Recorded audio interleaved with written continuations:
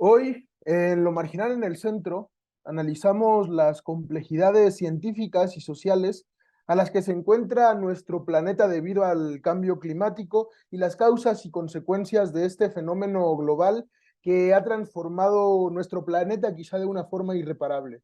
Para discutir el asunto, afortunadamente hoy nos acompañan dos especialistas en la materia que explicarán las múltiples dimensiones a las que nos enfrenta como especie este desafío planetario y nos ayudarán a entender los factores que han contribuido al cambio climático, al calentamiento global, al colapso ambiental y las implicaciones diversas, directas e indirectas en nuestro entorno, como los cambios de patrones climáticos, como la pérdida de biodiversidad o el impacto en las grandes ciudades y en las comunidades vulnerables. Hoy, afortunadamente, como lo dije anteriormente, nos acompaña Lourdes Alonso Serna. Lourdes tiene en este momento una maestría en estudios latinoamericanos por la UNAM y es doctora en geografía humana por la Universidad de Manchester, Reino Unido. Es especialista en conflictos socioambientales desde la ecología política y en geografía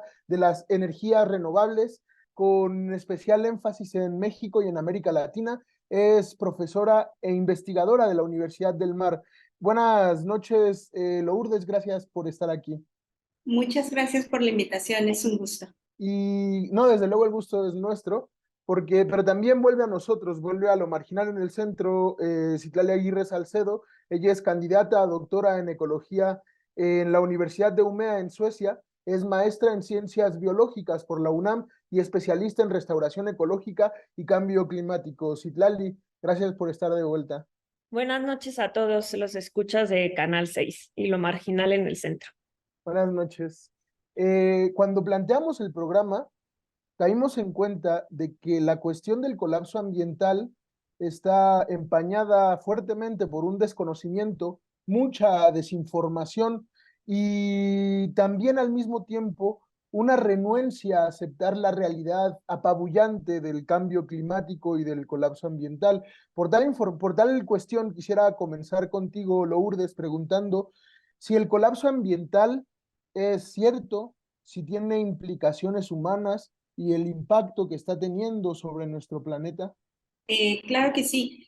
Bueno, a mí me gustaría comenzar señalando que, o siendo más específica, el colapso ambiental no es resultado de la actividad humana en general o en abstracto, sino es resultado de la actividad de un modo de producción capitalista. Inclusive las mediciones de el IPCC, donde se empiezan a medir la concentración de gases de efecto invernadero, el aumento de esta concentración coincide con el inicio de la revolución industrial. Entonces, creo que es importante puntualizar eso, destacarlo. No es la actividad humana en general, no es la actividad humana, no es la agricultura de pequeña escala, no es la producción artesanal, es la producción industrial, es el consumo masivo, es el uso intensivo de los combustibles fósiles que hacen la vida en algunos sentidos más fácil, es cierto, pero que también genera impactos ambientales como los que hoy estamos viendo. Estamos hablando de una crisis ambiental. Ajá, y porque justamente este modo de producción es intensivo en el uso de recursos naturales o de naturaleza, ¿no? Entonces, yo puntualizaría eso. Sí, sí, creo que es un poco contundente la respuesta y creo que eso nos sitúa en esta discusión para preguntarte lo mismo, Citlali, cuáles son las causas del colapso ambiental y por qué es, como ya lo decía Lourdes, el capitalismo uno de los elementos fundamentales para entender el devenir histórico de la modernidad actual. Sí, qué bueno que mencionas la palabra histórico, porque yo creo que la crisis ecológica, aparte de ser compleja, porque es multidimensional, como dijiste, o sea, tiene causas no solo ecológicas, tiene causas no solo sociales, tiene causas no solo culturales, sino un conjunto de una interacción, ¿no? Entre causas sociales, culturales, políticas, ecológicas y más importante, la crisis ecológica tiene una causa histórica y no se puede comprender si solamente la pensamos como un problema de este año o de los últimos 10 años. Y pues bueno, siempre desde que apareció nuestra especie, siempre ha habido cierta tensión entre la naturaleza y los humanos, ¿no?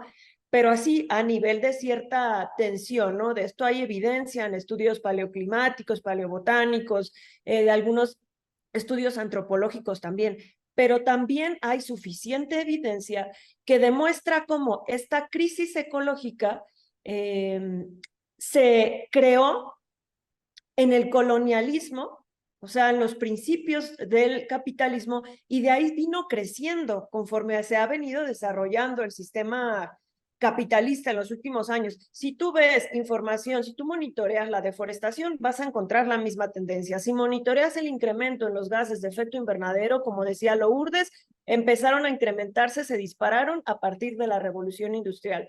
Pero así casi cualquier otro aspecto de la crisis ecológica ha seguido esta tendencia. Y sí quisiera también hacer énfasis en que el cambio climático o el calentamiento global es solo una manifestación de la crisis ecológica, quizá la más urgente, la que nos tiene más preocupados, pero no es la única. Está el problema de la deforestación, de la pérdida de biodiversidad, del daño a la salud humana por la deforestación, por la alteración a los ecosistemas, de la contaminación de suelo, de agua, del aire mismo, ¿no? Que tiene muchísimas consecuencias en la salud humana y en la salud ecosistémica, ¿no? Entonces, cuando nosotros vemos esta tendencia histórica, podemos ver cómo conforme iba desarrollándose la sociedad, también iba desarrollándose el conocimiento y el conocimiento defendía la estructura política o social del capitalismo. Entonces empezó a generar esta idea,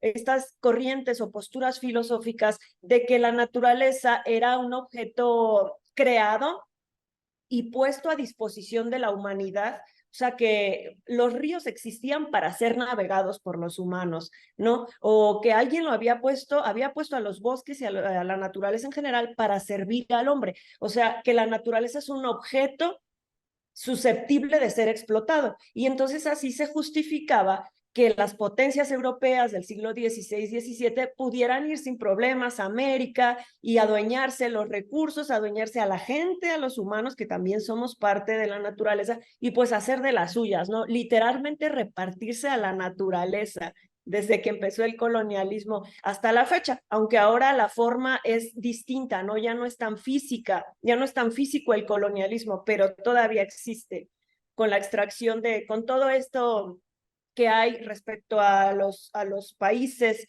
del norte en los territorios de los países subdesarrollados del sur, del hemisferio sur. Me parece muy importante el punto que tocan ambas en esta primera parte, en cierto sentido, porque mucho de las formas, de las extensiones, digamos, de dominio que surgieron históricamente en el siglo XIX, efectivamente, nos habla de esta idea latente, incluso en corrientes no solo filosóficas, como mencionaba Citlali, sino incluso biológicas, en donde la naturaleza prácticamente era un instrumento de dominio para el uso, para la extracción de los recursos por parte de los seres humanos, aunque también aquí un poco como Lourdes hacía la precisión, no todos los seres humanos eran los beneficiarios de la extracción por parte del colonialismo. Quizá habrá que ver también quiénes fueron los grandes beneficiados de este proceso histórico existente. Y en ese segundo punto, en el que quisiera hablar también hacer un seguimiento de la primera parte, quería preguntarte, Lourdes, sobre algo que mencionabas, que es precisamente que el modo de producción capitalista ha sido uno de los elementos fundamentales para el cambio climático, para el colapso ambiental, que ha sido el gran responsable como sistema de producción y como sistema de consumo del capitalismo. Y en ese sentido, muchas de las corporaciones supongo que se han dado cuenta del daño, el impacto que han causado, y ahora, digamos, está de alguna forma, comúnmente como moneda corriente se usa esta idea de que se puede mejorar el crecimiento económico al mismo tiempo que se sostiene el medio ambiente, lo que muchos hablan como capitalismo verde. ¿Qué hay, Lourdes, con el capitalismo verde? ¿Cómo nos lo puedes explicar? Sí, pues justamente ya lo has planteado, ¿no? Es la reconciliación de los mecanismos del mercado y como una solución a los problemas ambientales. Es de fondo justamente la imposibilidad tanto de los estados como de el capital transnacional a renunciar al crecimiento, ¿no? En el caso de los estados, la métrica del desarrollo es esa, crecimiento. Entonces, pero crecimiento significa justamente uso intensivo de la naturaleza. Ajá, que China, por ejemplo, hace algunos años crecía al 10%, eso significa que China se come los recursos naturales de África, de América Latina, ¿no? En un proceso de urbanización, de producción de infraestructura, etcétera. Pero justamente ese imperativo de crecimiento, de circulación, de generación de más ganancia, ha generado esta idea de que el capitalismo puede ser la solución y de que a través de los mecanismos del mercado, como la asignación de un precio a bienes que son común o bienes comunes, ¿no? Como el agua, pienso, como la biodiversidad, cuando se les asigna un precio, se plantea desde esta perspectiva de la economía pues, clásica y neoclásica que eso hará más eficiente su uso. ¿No? O a través de la innovación tecnológica, y yo con esto no quiero decir que no sea necesario una transición a energías renovables, pero se centran sobre todo en que por sí mismo el cambio tecnológico, liderado obviamente por la gran inversión, porque son inversiones tremendas, que solamente con los recursos de los estados, de la banca internacional, de los organismos internacionales, se pueden crear parques eólicos, por ejemplo, o granjas solares. Entonces, el capitalismo verde se refiere a bueno, es una nueva forma de valuar la naturaleza y una nueva forma de generar mayor circulación de capital, supuestamente con el objetivo de solucionar los problemas ambientales que el capitalismo ha generado, ¿no? Como un proceso histórico, como lo dice muy correctamente Ciclar. Sí, qué bien, me ha gustado mucho cómo terminas tu participación, sobre todo porque habrá que ver si estas medidas, por ejemplo, que impulsa el capitalismo verde, pongo por ejemplo lo que mencionabas anteriormente, de alguna manera ha servido para la concentración y para la acumulación de capital de grandes potentados que hacen este tipo de inversiones y en lugar, digamos, de ser una contención contra la extracción de plusvalía y la extracción de ganancia, viene a apoyar, viene a exacerbar las formas de dominio y de explotación existentes dentro del sistema capitalismo, ¿no? Del sistema capitalista, es decir, el capitalismo verde es capitalismo, por decirlo de alguna manera. Y quería preguntarte también, Citlali, en este sentido, ya que como mencionaba Lourdes anteriormente, este enfoque económico empresarial que busca combinar el crecimiento económico con la sostenibilidad ambiental, esta ilusión de que el sistema económico puede funcionar mientras conserva el medio ambiente, ¿Crees que es una propuesta capaz de dar una solución contundente al problema? ¿Qué hay, te pregunto de nuevo, con el capitalismo verde? Sí, bueno, primero, en efecto, o sea, el capitalismo verde es una solución dada por el capitalismo mismo, ¿no? O sea, donde ellos pretenden eh, presentar a la comunidad, a la sociedad, una solución que en realidad se queda en la superficie, ¿no? Que no va al fondo del problema y que de hecho pretende ocultar el problema real, porque la causa de la crisis ecológica no es el color del capitalismo, es el capitalismo a secas, es su esencia. O sea, los procesos ecológicos son lentos. Tarda muchos años en que se recupere un centímetro de suelo. Y no hablemos de un bosque, ¿no? Que todavía tarda muchísimo más tiempo.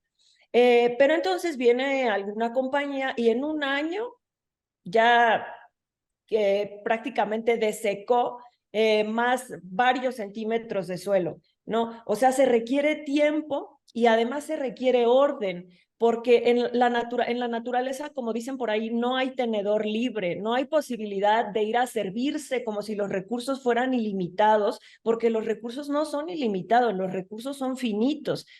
Y en el capitalismo lo que pasa precisamente es que cada compañía, respaldada por los estados, toma de la naturaleza lo que le da la gana. Nadie le regula qué puede tomar y cuánto puede tomar y dónde puede tomarlo, ¿no? Entonces, pues las compañías han llegado prácticamente a todo el territorio terrestre y marino del planeta, buscando maneras de incrementar la ganancia además que no beneficia a la humanidad entera, sino a ellos, a esas compañías, ¿no? Y a los estados que los protegen, pero no a la humanidad entera. Entonces, cuando se habla de crecimiento económico, en efecto, pues se habla es un crecimiento con matices pues para el capital, ¿no? Y además, digamos que el capitalismo verde ya está mostrando su esencia, porque ya se está aplicando, ¿no? Se ve, ahorita es muy claro cómo el capitalismo permite la conservación de la naturaleza solamente ahí donde le sigue generando ganancias. Y tenemos el greenwashing, por ejemplo, ¿no? Muchas compañías mintiéndole al consumidor que sus mercancías son ambientalmente justas, amigables con el medio ambiente, socialmente justas, y nada de eso es cierto, y encima de eso suben el precio por ser ambientalmente amigable y abusando además de los consumidores que de manera sincera creen que comprando leche de almendra ayudan al ambiente, que comprando leche de soya ayudan al ambiente, ¿no? Pero esas son técnicas de marketing que usa el capitalismo verde precisamente. ¿O qué hace ahora el capitalismo verde? También van y dicen, vamos a hacer un proyecto de conservación, declaramos esta reserva como reserva ecológica para conservación del gorila, por ejemplo, un caso muy reciente en Uganda, en África.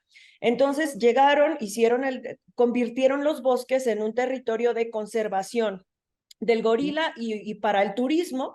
Entonces ahí vivían comunidades Badwa, de las comunidades indígenas que sobreviven hasta la fecha, y lo que hicieron fue desplazar a los indígenas a las orillas de las ciudades más cercanas, y además ellos cobran, o sea, el gobierno cobra por el turismo, pues en mayor medida europeo, americano, ya sabes, ¿no? Pues la gente que tiene dinero para ir a pagar, para ver gorilas y demás. Y la cosa es que de la ganancia que se obtiene de este proyecto de conservación, no, la gente que vive ahí, los Badwa, no ven ningún beneficio. O sea, todo ese recurso, esa ganancia que se está generando de la protección de la naturaleza, está yendo igual a acrecentar capitales, ¿no? O sí, capitales privados y defendidos incluso por los gobiernos, digamos. Está el caso de litio, necesario también para las baterías de los carros eléctricos, pues es lo mismo. O sea, ahora Tesla y demás compañías a lo mejor ya no usan tantos combustibles fósiles, pero es lo mismo. Para sacar el litio tienen que ir a desecar el ya de por sí seco desierto de Atacama en Argentina, ¿no? Y entonces dejan sin agua a la gente que vive ahí y además provocan cambios de clima locales también, entre otras alteraciones ecológicas, ¿no? Pero sí, yo coincido en que pues la causa pues es la naturaleza del capital, su necesidad de crecer y de crecer aceleradamente, como si la naturaleza fuera infinita, y no lo es. Sí, también para completar y redondear esa idea, sobre porque ahora creo que es muy importante ponerlo de manifiesto, todos recordamos esa declaración de Elon Musk, el dueño de Tesla, diciendo que en América Latina se apoyará a cualquier tipo de golpe de Estado ante gobiernos que no busquen o no permitan la extracción del litio, por ejemplo, es decir, los poderosos defendiendo no solo con las estrategias comerciales recurrentes, sino con la violencia y con el apoyo incluso a golpes de Estado, ¿no? Ahí donde se acaba, digamos, donde se acaba la ganancia, se acaba también la democracia. Y para terminar nuestra conversación, porque se nos acaba el tiempo, me ha parecido muy interesante y muy importante todo lo que dicen, y quería un poco concluir pensando en qué se puede hacer, qué medidas contundentes, qué acciones radicales necesarias pueden ser capaces de efectivamente poner un freno de mano, un dique de contención frente al capitalismo y frente al cambio climático, sobre todo pensando en el colapso ambiental, Lourdes. ¿Qué podemos esperar el pueblo, los trabajadores, los ciudadanos, digamos? ¿Hay posibilidades de frenar el colapso ambiental o esto ya se nos fue de las manos? Pues es realmente una pregunta muy necesaria, pero también muy difícil de contestar. Me parece que estamos en un momento complicado porque también hemos pasado por un proceso ya largo, un proceso histórico justamente, donde la mayoría de la población en el mundo ha sido involucrado de alguna manera u otra en esta forma de producción. Los modos de producción campesinos han sido diezmados en América Latina, en África, en fin, ¿no? Estamos necesitados de participar en el mercado laboral para conseguir lo necesario para nuestra sobrevivencia. Y eso condiciona en muchos sentidos los márgenes de maniobra. Estamos en un momento político a nivel internacional en el que también es complicado enfrentarse nacionalmente al capital, digamos, a los grupos dominantes, ya no digamos entonces internacionalmente, pero con esto, bueno, tampoco quiero ser pesimista. Yo pienso que los pueblos del mundo siguen resistiendo, siguen aferrándose a las formas de vida que no necesariamente mercantilizan todo. Entonces, pues quizá es muy trillado decir esto, pero la respuesta está en los pueblos indígenas y campesinos del mundo, ¿no? Pero es un momento complicado. Quizás Citlali nos dará, o bueno, quizás seguramente Citlali nos puede dar muchos más datos en torno a si la crisis ambiental ya está en un punto donde lo que viviremos serán solamente ya efectos de esto. Eso yo como más de las ciencias sociales no me atrevería a decirlo, pero si hay esperanza, pues habrá esperanza en otras formas de vida, donde el capitalismo no sea la forma predominante, ¿no? Sí, desde luego, creo que es importante. Citlali, te paso por alusión personal, te paso la bolita. ¿Qué opinas en esta situación? Estamos en un momento, en una coyuntura, digamos, impostergable, en donde ya no se puede hacer nada, o todavía hay posibilidad de una acción radical, contundente, capaz de dar vuelta, de frenar el colapso ambiental y de terminar de alguna manera la crisis ecológica. ¿Qué podemos esperar? Sí, bueno, las consecuencias de la crisis ecológica y climática están ya, o sea, ya están aconteciendo, y en efecto pues el panorama está complicado, ¿no? Yo creo que si nosotros identificamos como la causa del problema el capitalismo y todo lo que esto incluye, porque no es solo la forma de producción, sino la ideología, la cultura que ha permeado en todos nosotros, ¿no? Que ahora somos más individualistas que antes, cuando se vivían comunidades y se pensaba más en el prójimo. O sea, cuando digo capitalismo, es todo, no es solo la estructura social, sino también la ideología y todas las demás artes, ciencias, etcétera. Entonces, creo que si creemos que esa es la causa fundamental, pues a lo mejor a la hora de decir cuál es la solución, pues sería superar el capitalismo, ¿no? Ahora, de cómo superarlo, hay mucha, o sea, no puedo yo, como decir solamente, dar una receta, ¿no? O decir solamente hay una manera. A lo mejor yo sí creo que puede haber varias maneras, decía Lourdes, de las comunidades indígenas, campesinas que han estado resistiendo y que además nuevas comunidades se suman con proyectos agroecológicos, con tipos de organización social que tratan no solo de resistir, sino de instrumentar otro tipo de relaciones sociales que difieran de las relaciones sociales del capitalismo, ¿no? Sin embargo, yo creo que la solución no se puede quedar a la escala de las sociedades campesinas e indígenas porque son minoría, ¿no? Creo que hay cosas que hacer en las grandes ciudades, ¿no? Como decían, por ejemplo, pues varios sociólogos economistas que se ocupan de la crisis ecológica decían, nosotros difícilmente podemos exigirle a los trabajadores de las grandes urbes que en su tiempo libre vayan y hagan jardinería, ¿no? Porque pues con trabajo y tienen tiempo libre, ¿no?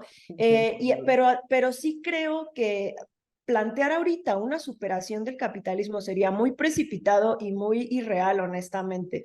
O sea, falta tiempo y no hay tiempo porque las consecuencias de la crisis ecológica ya están aquí, pero hay medidas que pueden tomarse. Yo creo que la sociedad tiene que presionar mucho, que poner la crisis ecológica no solo en nuestras conciencias individuales, sino en el centro de la vida política del país. O sea, exigir a los candidatos, a los políticos y a los que quieren ser políticos y tener los cargos, pues propuestas y luego el cumplimiento de las propuestas, ¿no? Porque tampoco creo que nos podamos sentar a esperar a que se supere el capitalismo. No hay tiempo para sentarnos a esperar. Tenemos que empezar a tomar medidas ya, organizar, participar, proyectos en nuestras comunidades también, en nuestras colonias, escuelas, pues que generen cambios no solo de conciencia, sino cambios pues ahí en la realidad, ¿no? De los sitios donde vivimos también,